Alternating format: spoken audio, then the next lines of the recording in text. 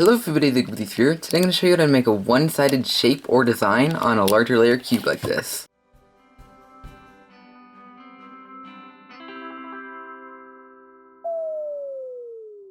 So what this tutorial is going to show you to do is just make something like this. So you basically can use the inner layers, excluding the outer one, to make a two-color one-sided design. So it's going to be the same thing on every single side, and there's just a really quick method that uses the dot pattern, which if you don't know looks something like that.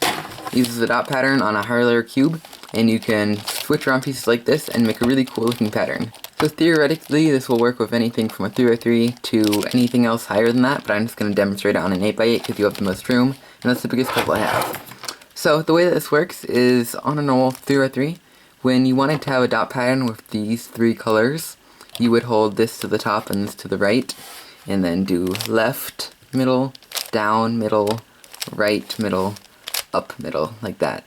And so you start with the opposite side of one of these two. So in this case it was left, because it's opposite of right.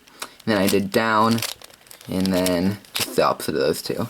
And so on an 8x8 this works the same way, except we'll just do small little sections. So let's say I wanted to get, let's see, I want to have the smiley face. So the first piece I need to move is this one right here. And so I'll hold it. Let's just say we want to have white in front, so we have these three colors again, because these are my favorite colors on a cube.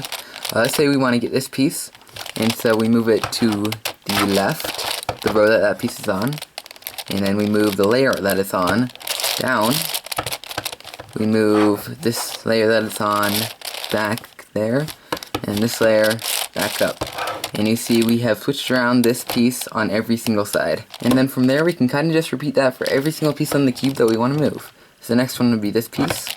Again, we do left on the slice that it's on, down on the slice that it's on, which is the same thing, right, and up, and there you go, we have those two pieces. But there's actually a little bit of an easier way to do it. Instead of just doing it one piece at a time, so like this piece and this piece, we can actually do both of the pieces at the same time. And so what we can do is we can move both of those two layers that it's on to the left first, and then move the slice that it's on down, that back to the right, and that back up. And by doing that, by choosing the multiple layers that it's on and the multiple sides that it's on, you can just get it like this. Okay, now from here we can just kind of continue on, and so we want to do these two and these two next. But we don't actually have to stick with doing them two at a time. We can actually do four or more at a time. And the way that it works, if they're apart from each other, it's pretty much exactly the same thing. You can still move multiple pieces at a time, even if they're apart from each other. And so you just move the slice that they're on, which in this case would be this one like this. Move the slice layers like this that they're on. And so this would be two different layers. So it's a little bit weird here. You have to kind of do two at a time, but it still works. So we just move this back to the right, and then this one back up. And you see here, we have all the pieces that we wanted to move, moved. And now we can just do this last section of four pieces at the bottom by, again, going left on the layer that it's on, the one slice like this, if we can get it to turn. Move down on these four layers, back over on to the right on these four layers, or this one layer, and then these four layers. And there we go, we got our little pattern. And let's say we want to give them like a nose or something. I know this probably isn't going to look very good, but you can still expand upon it. So we can, let's say we want these two pieces, do that, and that. And there we go, he has a nose, which looks kind of bad. Okay, so let's say that we're admiring this pattern, and we say the nose is ugly, we don't really like it.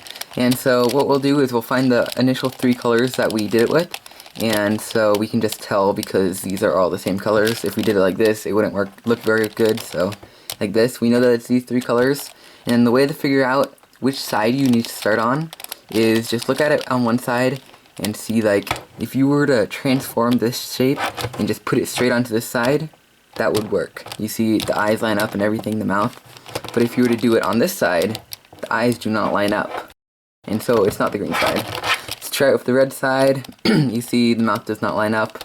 It does on this side, but not like this. And so it's not the red side that we did it on. Yeah, but you can see that if you do it on the white side, the eyes line up like this. You see if we were to just do this, it looks exactly the same. And it does line up this way too. Those look the same too. And so what you can do once you get here is instead of starting with the left move like this, we're getting rid of the nose, by the way. Instead of starting with the left move, you start with the down move.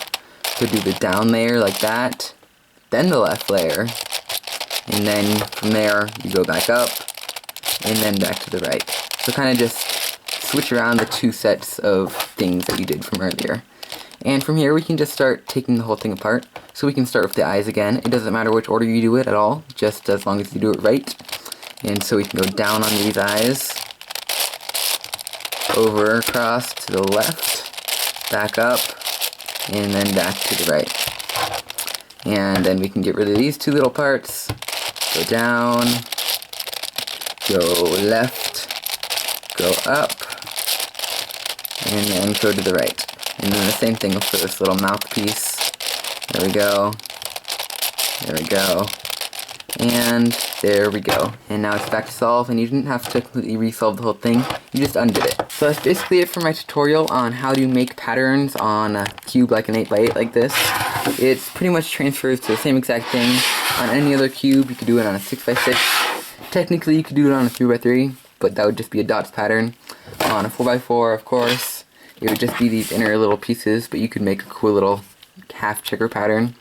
And just keep in mind that you can only do it with the inner pieces, not the outer pieces, but that's just a restriction of how this pattern works, because obviously you can't do dots on the outer edges. But yeah, that's basically it for this video. If it helped you, if you enjoyed it, leave a like down below to show me that you liked it, so I can make future videos like this. If you want to see more pattern videos like this, of course, also leave a like to show me that you like this type of video. Leave a suggestion for a future video like this. If you have any questions or comments, leave those in the comments below. If there's anything you got stuck on, or any concepts that you need to have cleared up, leave those down in the comments, and subscribe if you want to be notified when a future video like this comes out.